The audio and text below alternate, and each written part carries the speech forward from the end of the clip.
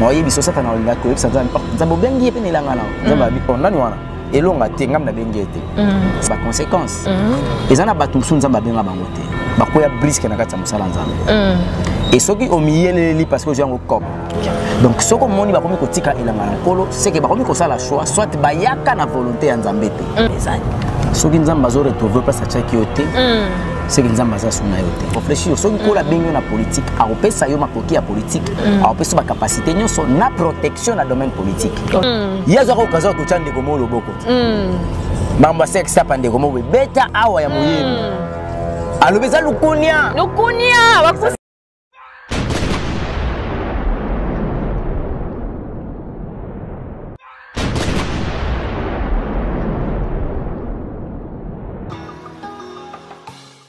Sananga ezayo dotonanga ezayo nalingi yo na motema salananga tinasuka tindelanga banjelu tungolalo. Coucou à tous les téléspectateurs qui me suivent en ce net moment na ma chaîne Nabino www.BTV3. Abonnez-vous massivement, aimez la vidéo et partagez.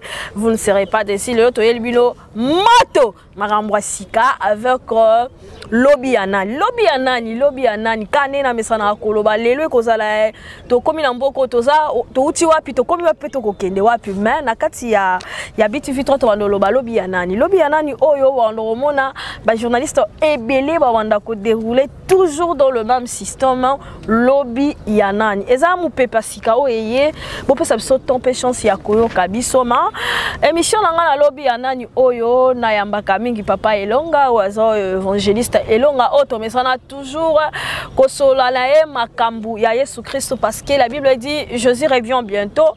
La Bible papa Elonga lobi Jésus Christ est là. Il est déjà là.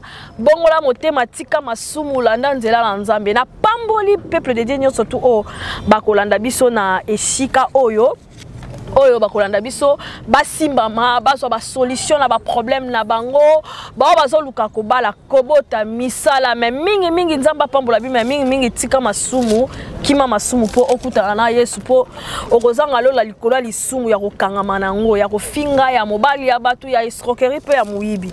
Voilà tozana papa Elonga tokomeka un peu ko solo la louange et l'adoration louange ezani na adoration ezani ni to redécouvrir ngo na lingi bo pesa penda litoi pour na to meka ko solo ngo na papa Elonga na pesi papa Elonga mbote maman Clarisse oui bonne santé malgré le confinement. Non sinon ça va nzamba zo batela ngolu na elikolo na biso esali ke na le kalo na kimia. OK donc en biso na prière va peuple de Dieu va profiter na prière à papa Elonga. Éternel Dieu te pèse merci yo permettre to kutana isika oyo na moment oyo tika ete kolo assister biso au débuter au acheminer au conclure. O eza yote eza la musika na kombo na Yesu malobe ko bimeza na maloba na yo po pesa bon moi dans le nom de Jésus Christ nous avons supplié. Amen.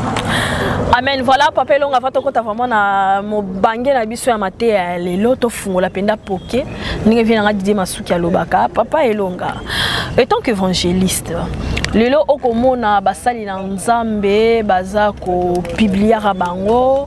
Il y a eu 2 vidéos un peu partout sur les réseaux sociaux, d'autres dit montage, bamsouba lobi piège, le pasteur a dit église a combina politique, toutes ces histoires, la lecture na étant que Moussal Nanzambezani. Ce qui nous a retrouvé place à Tchakiote, c'est que nous avons suna yote. OK. Parce que nous avons zonga ko yota la place à Tchakio pour abakiselo marambu fo sala na musala place à Tikela kio. OK. Nkola tika ko na kati elanga na ye apesa ko par exemple le ministère évangélique. Nous avons aussi retrouvé boy aye na kati elanga na domaine évangélisation pour atala soki ngana osala musala nzamba tabo na zate. Aboka miso tanga mbwenga na ko mi chauffeur. Na obula le mama tete. Mais tant qu'on a okende ko tala kuna pona ko s'occuper na ba chauffeur. Nzamba yebinga na liste ba chauffeur même libondeli même la protection et ba chauffeur ngana ozana ngote. OK. Donc c'est un peu de réfléchir so ko la bengo na politique a opesa yo makoki ya politique a opesa ba capacité nyonso na protection na domaine politique. OK. Donc soko moni ba komi kotika elanga na kolo c'est que ba komi ko sala choix soit bayaka na volonté ya nzambe te. Ntayaki na volonté ya nzambe te le roi kasirisi makambo yelaki azana droit kende na ye. Mais ce que zalaki appelle étant élu, Dieu t'a appelé à passer son mandat dans la mission. Au bouchon n'a pas gagné. OK. Le zana ba retomber, le zana ba conséquences. Et zana ba tumsu nzamba benga bangote. Ba koya brisque na kati ya musala nzambe. Et soki o miyeleli parce que j'ai un cop. OK. No yebi so sata na olinga ko yebisa nzambe. Nzambe bengi pe nelanga na. Nzamba bi nani wana. Elonga te ngam na bengi ete. Sata oyamba mako luka ala kisop na ke yo kosa. Aya bangisio. Soki o bangi ay so lingena exposé te ya pananga. OK. Pour cop no kende bien. On dit ko sali pacte na ye. Tant ko sa pacte na ye. Abani ko faire soumettre ba besoin na ye. Aller à la souka na yango. Nzamba ko lingate otambola na identité à Jésus-Christ en si longtemps aux ana Yesu te. OK. Ne siko au monde à place Ézéchiel chapitre 3 verset 20 et que ne ko fungwama. To ko fungola ngo ba libota nzamba bikisama. Amen. Ézéchiel chapitre 3 verset 20. Ezako loba nini? Problème ezaki bato na mokili fo bayeba eloko moko. Parce que ndeto saboye makambo yo ngana ndeko nangi François Rocher baka tokomi déjà sous ko sambwa. OK. To kolemba na biso te ko sambwa. Na lolengi bato komemela biso parce que basana bango rabat. OK. Natangi na kombo na Yesu Christ. Ézéchiel chapitre 3 verset 20. Si un homme juste se détourne de sa justice et fait ce qui est mal, je mettrai un piège devant lui et il mourra. Amen. Voilà, ne balbana droit alinéa premier. Soki motona sembo, donc un chrétien, un pasteur, un évangéliste, un docteur, moto azali sembo atambola robanga nzambe. Azui mokano ya kotika kotambola na justice wana. OK. Apesi justice mo Congo. Akomi ko sala mabe. Nzamba lobi akotandre ye piège. Nzambe moko tshele piège pe mudango akufa. OK. Siko yo yebisa ngai ba acte ezali ko se commettre. Ezali ba acte ya justice. Ezali ba acte o ezali ko pesa nzambe le meme ate. Ezali ko lakisa ke bato batiki justice ba pesi nzambe mo Congo. OK. So tanga ko pesa nzambe mo Congo Ézéchiel ba mo chapitre 3 ye. Piège ye. E kangi yo. So tanga piège ye wana yo ba mo yo ko ina bata piège. Suka na ngalo binini. Il mourra. OK. Torolobani. Voilà, papa Elonga, lelo batu ba comme la biso mingi, bolo ba ke yo na Roger Baka, boye plus na matière à condamnation, vous condamnez je peux dire vos collègues, au bossa na bango musala moko, bozo condamner ba pasteur par rapport ya mambo ezo le kana parce qu'il y a la Bible qui dit que non, ne jugez point car vous serez jugés, c'est-à-dire que lelo oko expliquer peuple de nini na makambo yo. Ézéchiel chapitre 3 verset 19. Ba comprendre pour ningana de konanga ina kulutu nanga évangéliste Roger Baka. Na mission na mandat ko la pesa biso évangélisation ya rosala. Yo kama mobile lobi na verset 19. Mais si tu avertis le méchant et qu'il ne se détourne pas de sa méchanceté et de sa mauvaise voie, il mourra dans son iniquité et toi tu sauveras ton âme. Amen. Éternel des Zoloba, ce qui n'a pas été pété, c'est à quoi vecture motomabé, la carte m'a bien aïe. Mais il y a des gens qui ont Sony Boy, qui soit disant pasteur Sony Jérémy, qui est Moutakala. A combien de niveau qui est Moutakala, qui est Nanda Nanda kuna été Nanda Kouyambat. Moi si Abat, mon dimina. Marié. Zomona. Alors, ce qui n'a été méchant local à Jérémy, Ngande m'a perdre. Amunanga ils ont un problème. Mais ce qui n'a eu temps. Il y a avec Jérémy qui likambozo sala lobi okoya na pièce nzambe likambozo sala lobi okufa likambozo sala lobi okorate lola na zuite ya ko telemela ye ko talisa ye lolenge ni fois sala lolenge ni fois bika lolenge ni fois servir nzambe et ko permettre ce qui y a beaucoup yo kabiso atika na mabe na ye Bible lobi na 19 wana akokufa na mabe wana et puis amunanga ekozala sauver parce que ngana na posana za la sauver parce que Dieu m'a donné la vérité et le courage et la capacité parce que ngana boya kozala sauver pour battre bazolo ba que ne jugez pas est-ce que moi je juge non on juge pas moi et mon collègue l'évangéliste Roger Baka tout ça il a Éphésiens chapitre 5 verset 11 ma commune en Zambéza clair Éphésiens zolo babonatangi na kombo na Yesu Christ de Nazareth. Et ne prenez point part aux œuvres infructueuses des ténèbres mais plutôt condamnez-les. La Bible nous recommande de condamner des actes de sexualité. La Bible nous recommande de condamner des actes de lubrifiant. Ils ont condamné biso. Ils ont fait mandat wana to condamner yango. Ils ont participer parce que si on a avec ça au tina 12 lobby, il y a un lobby Car il est honteux de dire ce qu'ils font en secret. Et ça sonne ce qui va y avoir makambo batona basara na kuku. Na kuku. Et ça sonne. Si le problème makambo basara na kuku et fandi wapi. Et fandi sikoyo na 2 Samuel chapitre 12 verset 12. On appelle ça fungo là. Et le autre qui na bango manda mubongo. Pour bandeko ba comprendre. 2 Samuel chapitre 12 verset 12. Ngaite makomi na nzambe mutezo pesa biso makambo nyonso. Soki za ipo na biso net nga bilanga tika na ngai. Zomona ngana tika na ngai. Pour na sama ga mususu me loko eza ma nzambe nkolo abite bu fobo loba ngo siko ngana oboyo loba po bat bazoloba non yo ma 2 Samuel chapitre 12 verset 12 zoloba car tu agis en secret et moi je ferai cela en présence de tout Israël et en face du soleil. OK. Tango yo ko sama makambo na molili ngana obimisango na po. Na poisa na polele batuma so ba. Bango siko makamba sala na secret za mambasoni.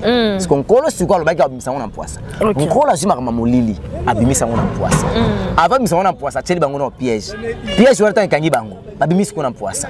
Siko biso so to lobi mabe na biso eza wapi.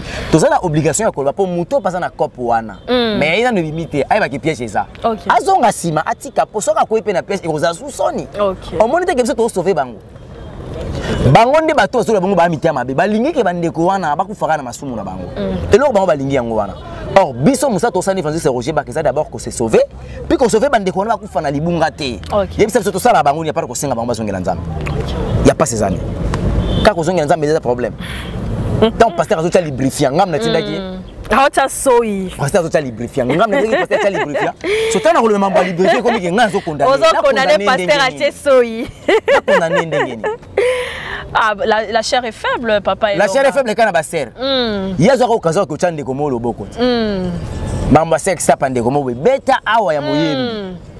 Alobeza lukunia. Lukunia wakusilie. Avuzi mutu wana. Ya ko niveau a défier nzambe.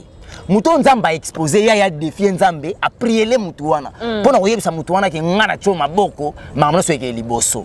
Mutu ngolo to atabeta album yoka na asute. Yebo ko muzatira ke maboko. Maboko wana basali transfert des démons. Ayeba kité. Au lieu à imposer, or que tant imposer les mains, yenda su milimo. Yelo va se retrouver wana. Na makala. Voilà, merci beaucoup. C'était juste une parenthèse par rapport à ma fan nenge zo comme la biso. Ce qu'on a mis papa longa tuna e boye. Bino papa Roger Bakana mona ki vidéo. Bon comme qu'on travaille sur l'entre bino na bino ba sal nankolo. Nous travaillons ensemble déjà parce que nous avons un ministère moko. Ministère est un ministère évangélique, nous travaillons ensemble. Et puis nous avons appartenir dans le royaume moko, le royaume à Jésus-Christ. Et puis nous avons c'est pas tata na biso moto, parce que biso mandé sika moko. Donc c'est un frère pour moi dans le Seigneur. Voilà pourquoi nous avons une carte d'identité na biso biko bengi bolingo. Alors bato aza ko vivre na carte amour sincère, l'amour au Bible recommande biso ya fraternité. O izalaka na église primitive. Voilà pourquoi faut to kutana 2 fois. Ndenge bato mabi bakutana. Papa wana mabi bakutana. Nazo bisa otina benga muna na chema boko wana. Bakutana ka fa chema boko. Oh bakutana. Bakutana ka pete loko no kina ngobongo. Ngako no bakiselo avoka. Sala ngo passer na fosa bango. Bango bazwa na miloko mikuse po biso ko biso bazoba na bango. Bazo biteke toza. Comment la mettre simba te. Bango kena ngobongo petit esprit. Ngako tu na loko moboye donc yawa. C'est que faire rigolo Azaki Tolobake inspiré ou bien Azaki Mutumoko ya komona musika ou bien je sais pas moi parce que Alobaki nante momoro bo excusez-nous hein ba ça encore parce qu'on a touché à ça Alobaki que ba pasteur ba ça nini po ba calmani ba pasteur ba mila pour la ba résister na be kela mo baton dans l'église mais j'ai vite compris que ba kela mo ba pasteur ba résister raté et c'est un message pas le ba que ba résister la ba aussi ba auto résistant babiso ba auto résistant. OK. Sir, ngam ser moko ko kosana na dénoncer. Pas fait longa. Na lo bana yo. Vidéo. Tala kanga makambo. Caméra solo ketikali. Mungolo ser wana ko kosana na dénoncer. Pona yibisa ngasko ser mo bak ara tsenga lola. Pona ser mo bo.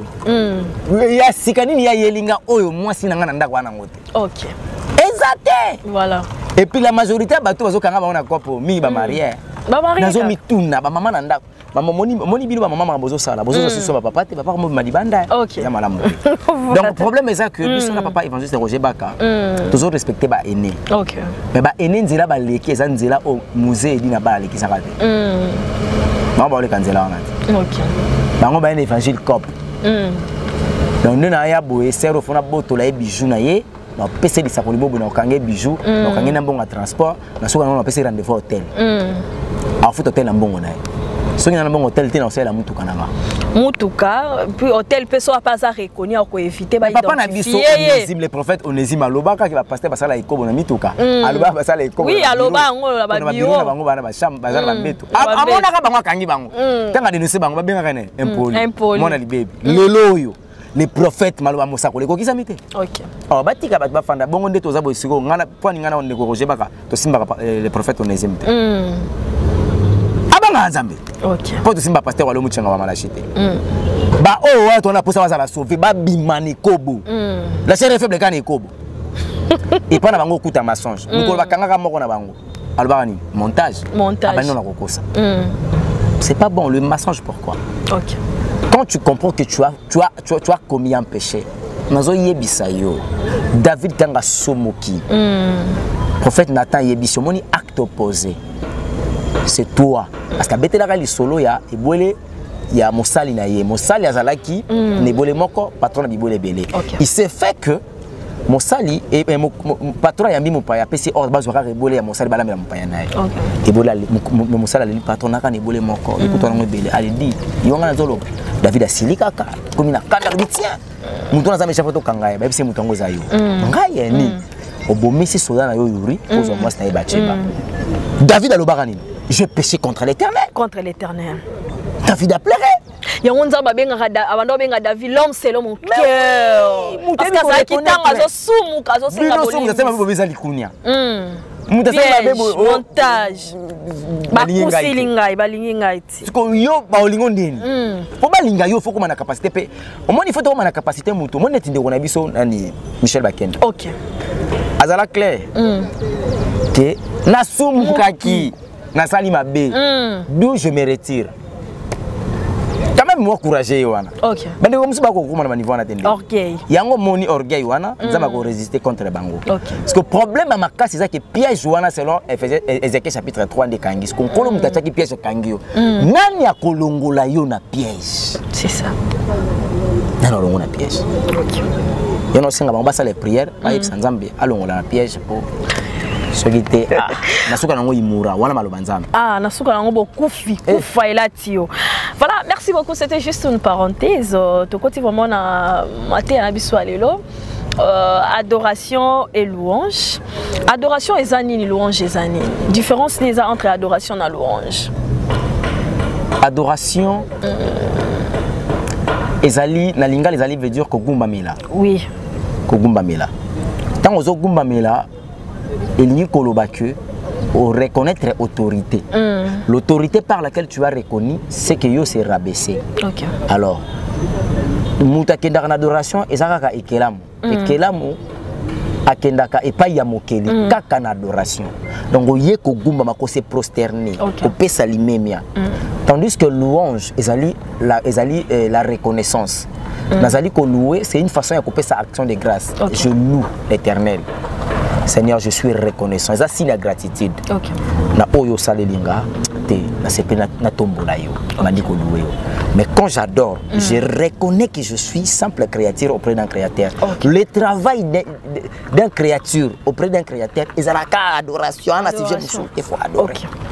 Voilà pourquoi Moni, la personne qui viendra pour adorer, ma commune dans besoin les vrais adorateurs adoreront le Père en esprit et en vérité. Donc pour qu'on adorer en esprit, il faut comprendre que spirituellement, je suis simple créature.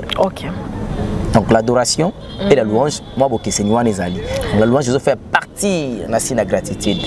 Quand est-ce que Moutou a comme une position pour continuer à adoration? Tant qu'on s'effacer, abosani pété, abosani batitre, abosani kaza révérend, abosani kabien ake évangile. Alors dit, oh et comme il bosso nzambe. Nzambe veut dire le créateur mokeni, nga ekelam, tala. Akola atana mabele. Yango moni David musique azaro beta. So musique beta David a baluka mabele. A tourner. Parce que même à travers la chanson tu peux adorer. Quand David adorait dans la chanson a baluka, a baluka. Azaki roi.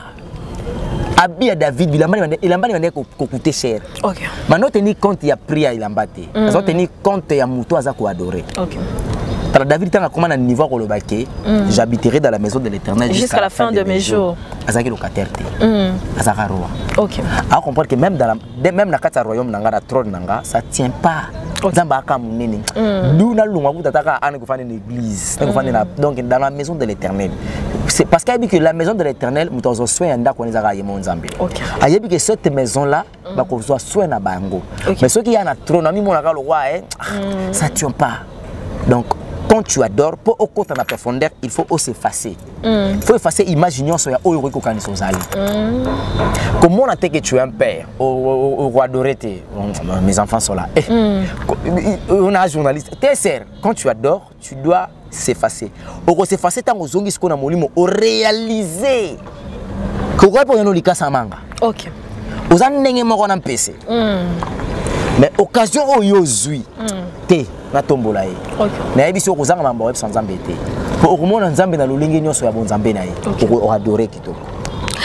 Papa Elonga, est-ce que ça na ba momo kobo e signifia ka muto akoki ko loba tango sa ko adorer nzambe? Quoi signifie ndenge nini? C'est-à-dire que nzambe na gumba mais parce que eza na bato mususu ayeba te maloba azo lobango na moment nini fa lobango eraza ko adorer nzambe na moment nini tango aza na kati ya prière, c'est-à-dire ba prière otoza que o senga demande pas na nzambe. Adorer c'est une prière. OK. Adorer c'est une prière.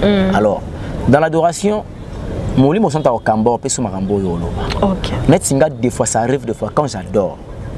Nazonga kana éternité. Nakendaka na origine. Tant on a eu autant à ma commune en Zambie, dans mon Genèse chapitre 1er verset de Zoloba. Au commencement, Dieu créa le ciel et la terre. La phrase où on a comprendre que mot au commencement, avant d'exister, éternel Dieu existait. Ok. Vous sentez déjà qu'il passe ta commune à Maloba. Donc, nous avons adoré la personne qui existait avant le commencement. Okay. Au commencement, Dieu créa. Donc, avant le commencement, Dieu était. Quel era avant le commencement de Zambazalaki? Donc, j'adore la personne qui était avant le commencement. Okay. Et qui sera après la fin. Naya kofanda Nathalie, nkolo tanga salaka. Ils allaient avant Aloba. Nzambasa sali. Tango ya Aloba c'est l'accomplissement. OK.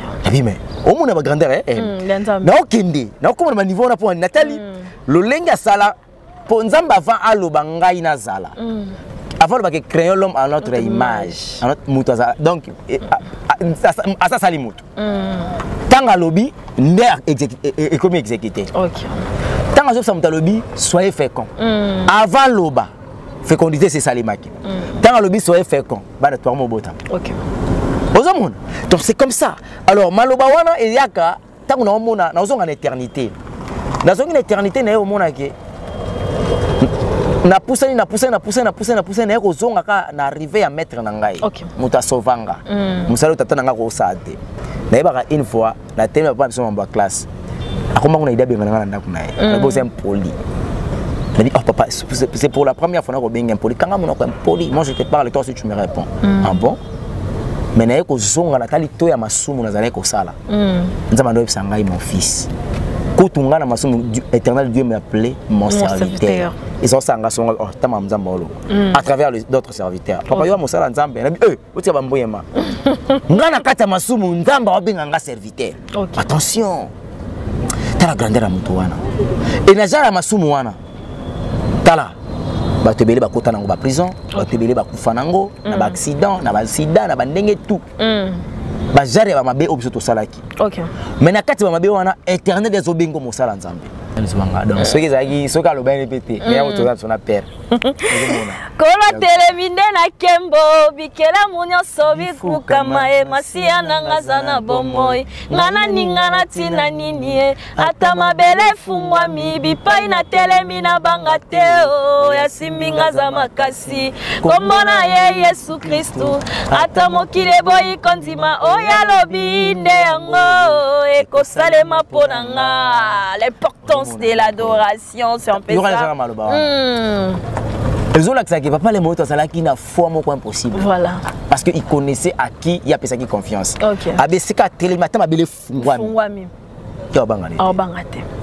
C'est très oya simbinga za makasi kombo na Yesu Kristo ata mokile boko ndima oya lobika ya ngonde salé. Amen. Quelle confiance, quelle foi. Et puis kondima wana pesi sujet d'adoration et puis misi motema pesi maloba. Voilà. Merci beaucoup. Oh, c'est tellement très profond. Papa Elonga, comment faire pour louer l'Éternel? Est-ce que tu fais comme un niveau qu'on reconnaître dans Nzambe? Ok. Tala. Quand tu reconnais Dieu, reconnaître Nzambe avec Ondima. Ok. Na monité mais Ondima. Je reconnais que j'ai un tala. Na ebiso Job a réussi ça pour ani. Tango yindi. Moi si n'écoute ebisa bi Job. Kufa, finga Nzambe kufa na yo. Abissé, je sais. Mon rédempteur. Et le vivant. Il se lèvera les derniers. Donc, Job comprenait que peu importe grandeur, il y a perte. Il y a santé, il y a bana, il y a biloko, il y a bozu, il y a makambounion, y compris il y a moi si nanga boyanga kima. Éternel nanga côté le makam souka. Et tant où il y a hôtel, ma veut dire la solution viendra. Avant Job Amona. Il y a des sujets à louange. Pour que le bakakoute les macaques, c'est qu'à louer.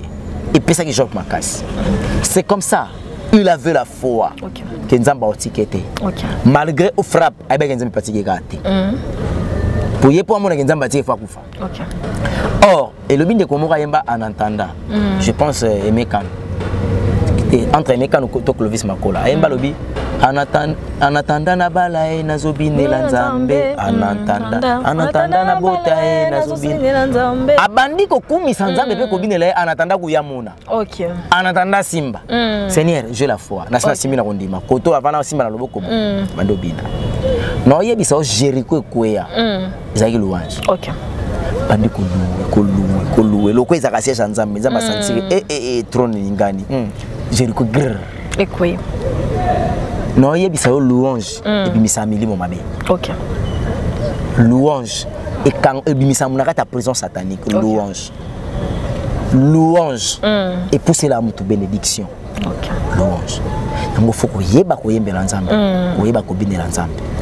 Taba bien surtout côté na louange, veut dire tout ça ko louer Dieu. OK. Ko tombola ye. OK. Balouras Nzambe ndengeni et le bino ngata pasteur l'ifoko du ciel abi moto ya Bali ba yembe la ndengeni tango Bali o apesi monga dot to yembe na songo siko bongo o ya Bali mobali ya libala ba yembe la kama konzi ndengeni na esengo ko sa ba fantisite muto abalanga na bala na omitela. OK. Siko Yesu abalanga. Siko ngakuti na bali bayembelanga ndemo. Muninga bali siko babalanga mutu abali mutu. Louange na ebiti. Pourquoi nous devons louer l'Éternel? C'est parce que il mérite. OK. Louange ya mote pa nzambe za mérite nzambe. Dieu mérite la louange. Aucune personne, il n'y a aucune autorité à qui peut mériter louange. La louange mérite que pas et pas il y a éternel de Dieu. Donc ça mérite. Et puis pas n'a chose à devoir. C'est notre devoir. Éternel Dieu pas les mérite. Est-ce que ça n'a pas effet na kati ya vie à mutu temps mutu ça louange? Non, oui biso ebi ki sa babeli. OK. Taka iko sa Jericho. Bon coloni ne l'église Jericho na makasi. Ebi niveau mira na ne ba batonganga. Mais louange ko isango. OK. Tala Saul azwaka million mabe. Bible lobi ba komi ko luka muta oyo beta lindanda. Ba gendo so David. OK. David a nyata louange. David a cha Saul loboko te. Million mabe bima na zota Saul ekenda. Les mots c'est pas koka louange wana te. Ne ba koute David so alobani. Louange c'est zaka mystique. Lindanda rap. David ga lindanda louange. Million mabe bimi. OK. Yango omona bandeko obazo sela nzambe na domaine ya musique. Ba sela nzambe na ndenga solo. Soka zo yemba. Mino abezo ganga zo bima. OK. C'est que la musique est comme bambouakela. Est-ce que banzembo ezala banzembo esengeli to yemba po bambouakela kokota trop na kati ya musique yango? Est-ce que la musique est d'abord le inspiré par Dieu? OK. parce que ce qui inspiration ça sur nzambe te na oyebi so inutile ko yemba pozo pesa pe nzambe lokumu te OK so ko yemi nzembo ba obenga nzembo nzambe za na nzambe o bango bazola inspiration ndi bazotombola ye nzambe na bamuta pesa bango inspiration kama otombola nzambe wana tokola yo poza na discernement te yo pour accepter oyemba bango na image ko yemela nzambe na yo alors que zo yemela nzambe wana za ko adorer ça za ko louer sans le savoir. OK zomona la musique lokola ba moto kitisa moto yaya et tumbara RTNC à l'époque. Ah bon? Ezikisa misala ya satana na tumbara RTNC à l'époque. Moto kitisa moto ya tanga azo senga moto ozoyoka malobeza na katike esa nini etumba misala ya satana ana se mais batinde la satana moto et comment na ngote moto comme la satan te satan ozala une fois lié tina enfer par Jésus-Christ yemoko. OK. C'est le démon de Azika moto. Mais démon pas okufa te pour azar démon, az esprit. OK. Azika kimi. Ozomona, bo permettre bo libérer moto na kata prison. Mais moto faut botinda ka mingi na misala o ba satana zo sala na batu na ye, misala oni ko kisama te, misala wana ndezika. Yango mo santu moloto, azalaka na inspiration ya molimo santu. Abeti louange ya moto etumba misala ya satana na mboka. Donc eza banzembo pe lokwa reçoit do ezokota moto na kata bonzambe. Mais yo kama muzolo mama wana. Notre victoire. J'aime cette chanson hein, surtout quand on a quoi adorer nzambe vraiment. Ah. Babi otiki kitambala. Siko banzema bozo yemba ngozana kitambala. Vraiment, là on sent que la voile la gaï. Il y a des chansons.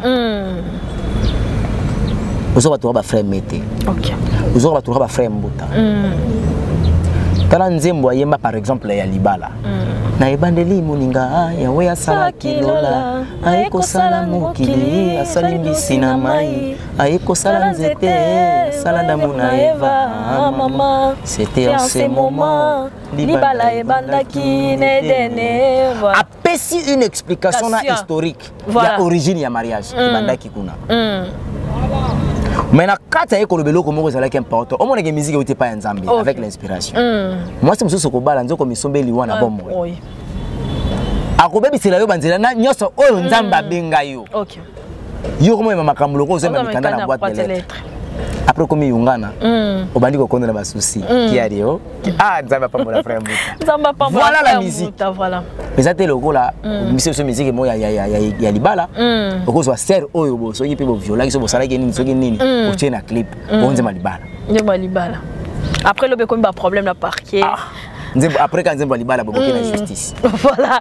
Voilà, merci beaucoup chers téléspectateurs. Je pense que moi comme place Azali suis vraiment et anonae, mais je pense que to simba louange to yeba ko yeba penda ko décortiquer ba Nzembo ni sengeli toyoka. Toyoka te wana et la deuxième partie. Papa Elonga, un message par rapport à Peuple de Dieu et puis un numéro de téléphone parce que to comme la souka. Message Ezali libota nzambe bakanga nzambe Jésus asaye à travers sa parole et en chair et en os à kokita na bo santo na ye na trône na ya kotika yango kokita c'est pour bientôt na limite que 22h après ko beta sans que Jésus aya. Alors yom tozana kata lisumu na minute toza koloba bima mbango confesser tubela senga pardon s'humilier reconnaître soit acte engagement ya kozonga na lisumu wana lisusuté senga molimo santa simbayo à soutenir yo et kozala malamu ko umena lisumu te po lobi na yo ezali felo à chaque fois tu fais le péché na oyebisa nzamba otche le piège soko kuina kata piège nzambe mutolongolo akozala te malheur ekolata yo. Voilà pourquoi nous vous invitons de recevoir Jésus-Christ comme Seigneur et Sauveur dans votre vie pour lobi boyeba vivre la vie éternelle. L'essentiel c'est Jésus-Christ. Koya ko luka Yesu te pozo libala poso zu libala okima koya luka Yesu te pona bana yaka ko luka Yesu pona la vie éternelle. Soko zu la vie éternelle malade ozobele kosila na yango wana na pamboli bande konoso balandi biso ao baza ko bela na pesi maloba amen guérison na kombo na Yesu Christ pesi bango ba wana ba difficulté nzamba longola bango na kati ba difficulté ba obana kati ba présence satanique ba bimata les oppressions de Jésus mais la liste continue bande ko ofu bazala na niveau ya bazala arrêter mais sosu baza nkola lobaki yango papelo mais bazé belé ba obima na poisse faut ba kende colonel obimisa bango te misana bango des obimisa bango piège Ézéchiel chapitre 3 verset 20 Ézéchiel chapitre 3 verset 20 Ézéchiel chapitre 3 verset 20 Batang T'as pas comprendre. Ah, ils ont une moutarde mon cola chaki. Donc ba misupe déjà il faisait que les bandits ko beta bango. OK. So akomika na matete o. Rangi. Un numéro de téléphone Papa Elonga. Plus 243 97 58 21 175. Plus 243 97 58 21 175. Au bengi biso na raison ya prière, partage, exhortation, question, sans Jozo comprendre te. Ko la sala biso ngolu ya ko interpréter ba songe to kozanga te ko solola na lisungi ya molimo santo. Bonne fondation ya. Voilà la voix des orphelins, ils allaient toujours continuer. Zamba pambola on a mutuna wana. Normalement on devait faire un acte à Bolingo, la voix des orphelins, c'était le 15, mais on n'a pas pu. Bande de Kobele va soutenir Kibiso pour un acte en gros. Si Dieu voudra, d'ici fin du mois, tous ceux qui t'allent santé dérangeante, qui sont au Talinga, ah bien, au moins la fièvre, oui. La Belaki, on ne pourrait pas annoncer toujours qu'il y a un malade. Malade, c'est pas. Voilà. Donc maintenant, j'ai repris. Donc ceux qui nous ont appelé Simakasi, fin du mois, tous allons pour nous que le côté la bande de Kouana, Kokabola, moi, Soukali, moi, Loso. En tout cas, c'est bien. Nous ici, la Pezongi. Nazoye Bisayo, le Bizalaki de Roi.